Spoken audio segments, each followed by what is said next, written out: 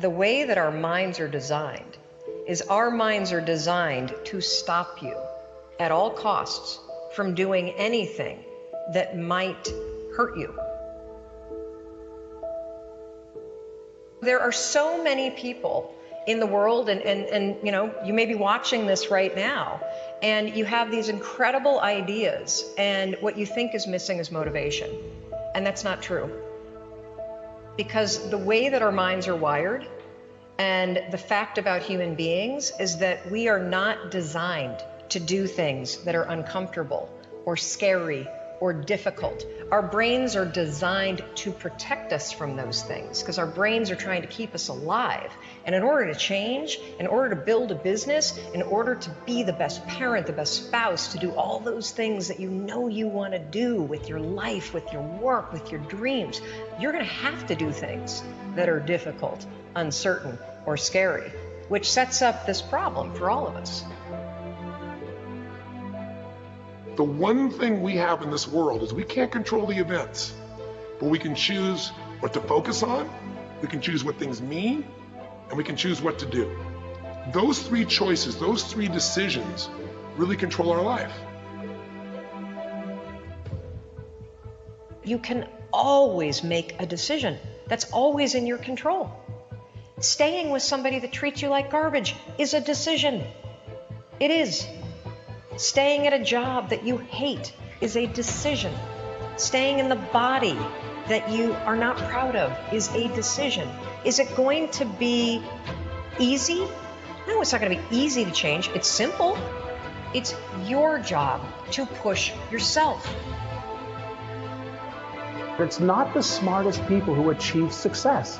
It's the people who procrastinate less, make fewer excuses, as they take actions every day towards the goals that they want to achieve. Indecision is the thief of opportunity. Indecision means the door is still closed. Indecision means the opportunity waits. Indecision means what could be is postponed or may never be. If you want to be successful in anything in life, never leave the sight of setting a goal without doing something that commits you to fulfillment. The next morning, the alarm goes off, and I pretended NASA was there. It's the stupidest story. I literally went 5, 4, 3, 2, 1. I counted out loud, and then I stood up. And I'll never forget standing there in my bedroom. It was dark, it was cold, it was winter in Boston. And for the first time in 3 months, I had beaten my habit of hitting the snooze button. There were moments all day long, just like that 5-second moment in bed, where I knew, knowledge, what I should do. And if I didn't move within 5 seconds, my brain would step in and talk me out of it. Every human being has a 5-second window, might even be shorter for you. You have about a 5-second window in which you can move from idea to action before your brain kicks into full gear and sabotages any change in behavior. Your life is what you think it should be. That's exactly what you are right now. You are what you thought you should be. And if you don't like who you are, you got to change what you think you should be. What you think is more important than what you do. And so if you want to change, you got to work on this attitude bit. Decide, commit, act, succeed, repeat. The one thing that all the greats have in common is they sweat the small stuff. They pay very, very close attention to every detail. What makes you comfortable can ruin you. And what makes you uncomfortable is the only way to grow. What you are and what you become depends on how you use your time. The billionaire and the beggar both have 24 hours every day. So, you want to speak a new language? The Babbel method is easy, effective, and The old and the young, the black and the white, the Indian and the Asian are all given the same amount of time every day. You cannot stop a day. You cannot stop an hour. But you can control how it will be used.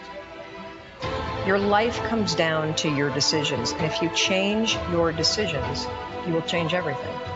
When you understand the power of a 5-second decision, and you understand that you always have a choice to go from autopilot to decision maker, everything in your life will change.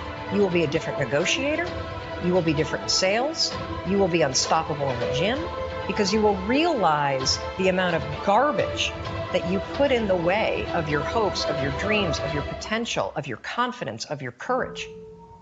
Everything comes down to the decisions that you make. Take ownership. Take extreme ownership. Don't make excuses. Don't blame any other person or any other thing. Get control of your ego. Take ownership of everything in your world, the good and the bad.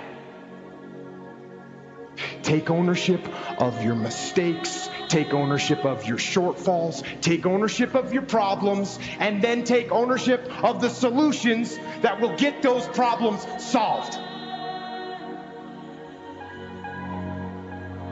Take ownership of your mission.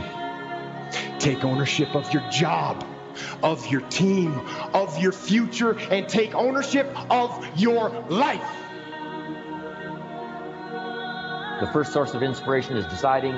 Second source of inspiration is planning. And now, here's a big source of inspiration, beginning. Getting started. Actually turning thought and the notes on the paper, the plans, actually now committing it to action. Getting started.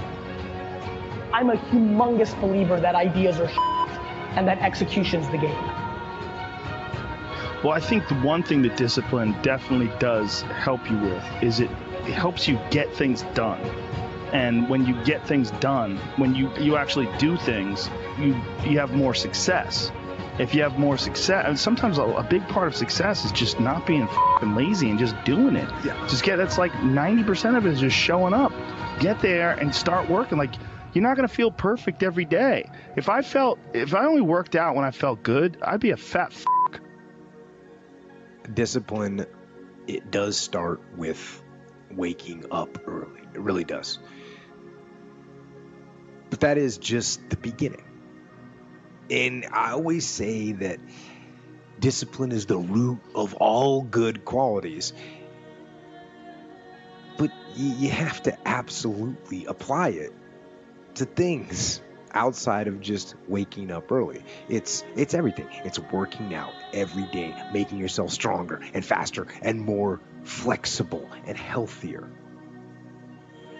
Discipline is eating the right foods to fuel your system. It's about disciplining your emotions so you can make good decisions. Doing the tasks that you don't necessarily want to do, but that you know will help you. The thing about self-discipline is that it is necessary for everything you do in your life. You have to be self-disciplined. Discipline is not punishment. It's not. If you change your mindset and really focus it on what discipline really is, you start to welcome discipline. You welcome self-discipline into your life. People have to know you, not because, oh, he's a good salesman. Oh, he's a good this. Oh, he's an artist. People need to know you for one major thing first. He works. He produces. The guy's there every day. The guy's pushing and shoving. Because the truth is, no matter how good your ideas are, how good your art is, or how good your skill set is, if you're not working, man, if you're not vibrating at a frequency that people say, my God, how does that guy do all that? If you're not vibrating at that rate, if you're not working at that level, you're not going to make it.